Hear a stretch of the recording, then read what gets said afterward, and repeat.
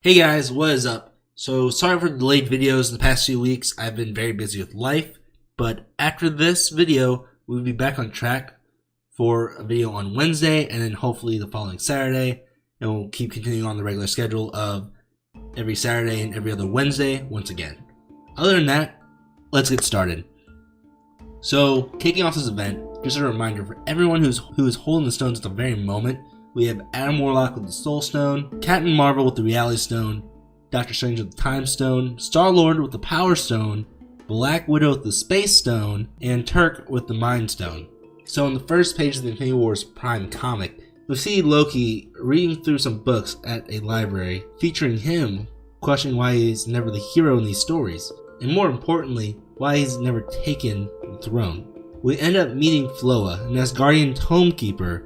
When she hands him a book with his face on the cover, we see that the rest of the pages are torn out. With Loki's immediate response is to ask what the story was about. She states she remembers it very briefly about him being at the God Quarry, or also known as the Quarry of Creation. So Loki then states that they must go to the quarry, but with the only issue is guarded by the Coven. And guys, so the Coven, they are crazy powerful. They actually rival some of the most strongest cosmic beings in this universe. They literally have separated the Phoenix Force at one point from Thane, the son of Thanos. Getting back into it, we do see Loki convincing Floa to go with him to the quarry so she can actually record the story. But back on Earth, we do see Adam and Doctor Strange talking in his sanctum. They end up tying a rope to each other that can withstand passing through dimensional doors. So they end up looking through the soul world together. He ends up seeing a giant beast standing in front of him with Adam just powerless.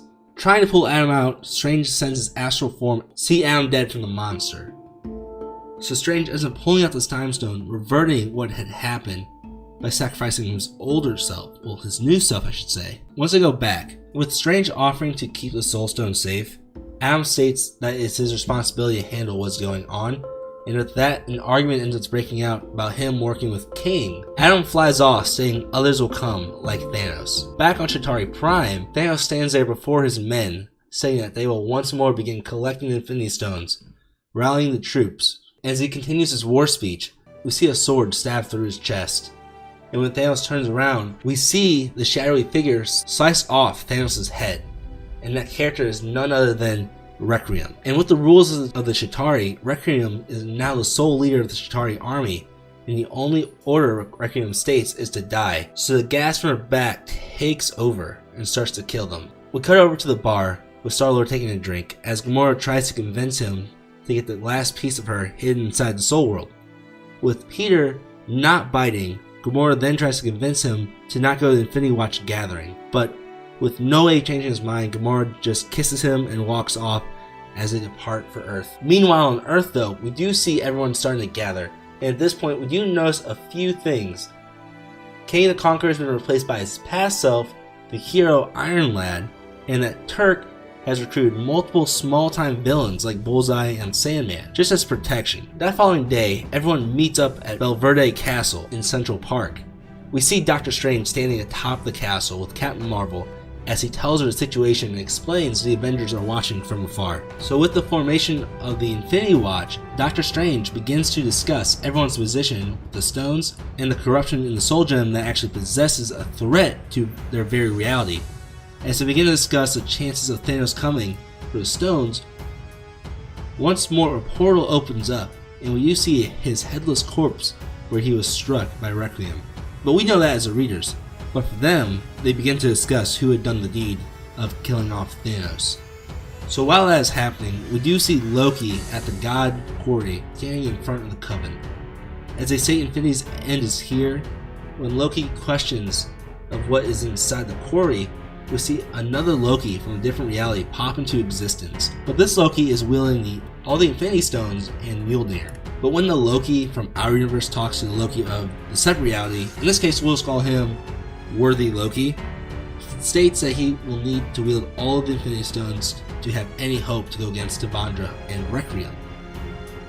As they continue their conversation above them, Worthy Loki returns to his original reality, continue the fight with the Soul Eater. As he launches himself towards death, it seems his blood splatter kind of just all over him and Floa. And with our Loki now witnessing this, he does have a new goal. Back on Earth, As the meeting continues, Turk points out that the Power Stone on Star-Lord is a fake, and with that, the Guardians start questioning how they got duped. Being rash, Sandman yells it's a trap and grows to a tremendous size to attack the group, as Groot grows with him to the same size, duking it out. Star-Lord yells to Turk to listen to the Power Stone, and he says it's right above them. All the villains begin to attack the stone holders in a frenzy, when Requiem drops down with her purple glowing sword, demanding for the rest of the stones, as she rolls Thanos' head towards the group, revealing that to them who had done the deed. Drax lunges at Requiem, and in one slash he flies through the air, shooting him through a building.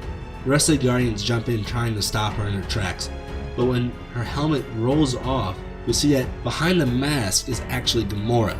She ends up demanding for Peter to get out of the way, and when he calls her bluff by saying, "You won't kill me," she just states nothing ever dies. She lunges her sword right through Peter's chest. So guys, that is part 1 of 4 for the Infinity Wars series.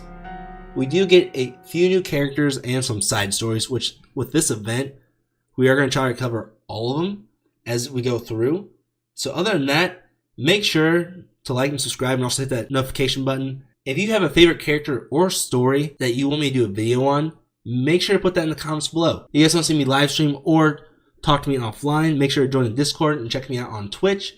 It's the same name as the channel's name, so check me out at Oddball Comics. Other than that, I'm going to see everyone later. See ya!